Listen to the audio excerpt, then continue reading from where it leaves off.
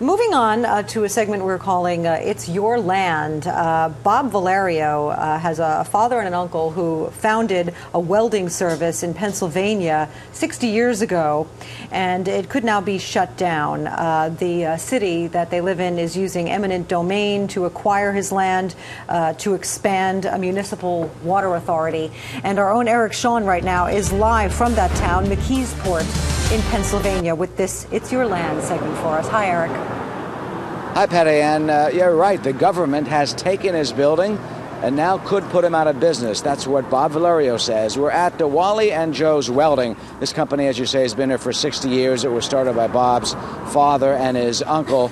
But today he may find out whether or not he will be evicted and never be able to continue here, basically. This is why the authority of McKeesport, Pennsylvania, has this water treatment sewage pumping station next door.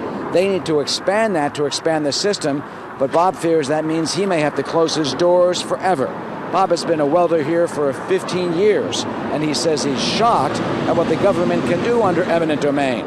They say they gave him $57,000 as a check for the building, that they've offered him $47,000 for the equipment inside, but he needs a lot more than that, he says, in order to relocate and buy a new building. All he wants, he says, is to replicate what he basically has here, and he says he needs 3 times more than what the government is offering. This is not the United States of America that I know. I was sort of shocked. How can you... I want to buy something from you and give you what I want and fight me in court later. By the way, I'm taking it now. Did you think this ever happens this way? No, I wasn't familiar with eminent domain. I've heard of it, but I didn't know that that's the way the court worked.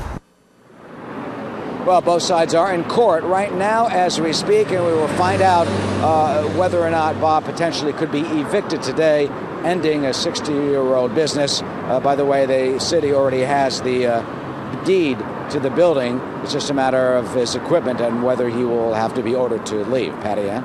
So, Eric, what is the city saying about this? Yeah, well, the Water Authority says that they have done the best they can in the negotiations over the past couple of years. They say that Bob and his business partner have been treated fairly, that the appraisers are the ones who came up with the money, and the official of the Water Authority told us that they're only using eminent domain as a last resort.